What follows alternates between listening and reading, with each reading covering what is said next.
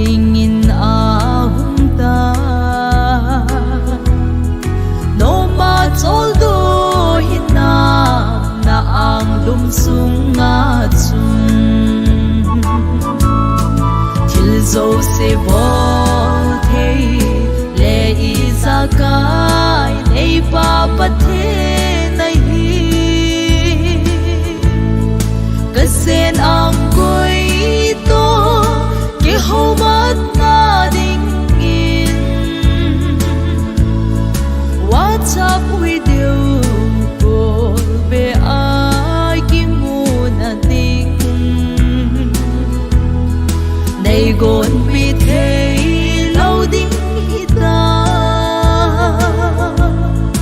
kang lai valin kai it vale paka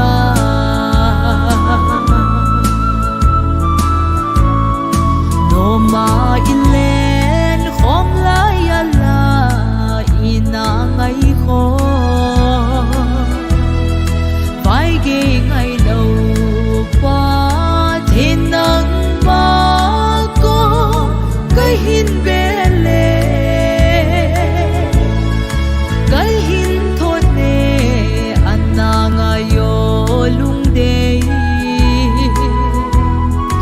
lung mong mo hi be o iki mu ki ka in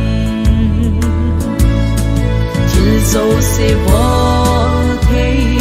le isa kai nei pa pathe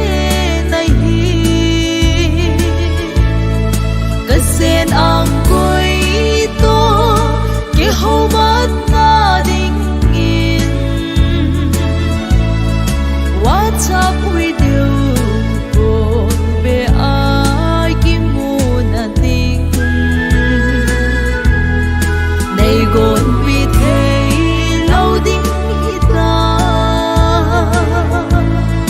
kang lai valin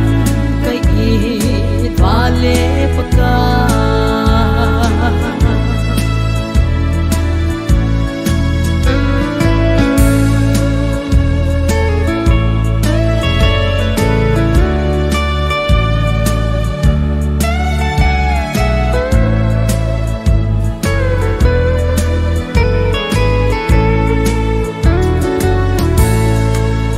sen neo lai si lung in ahum lang nghe zai la sa si a va bang hung lên na nghe ol hay kho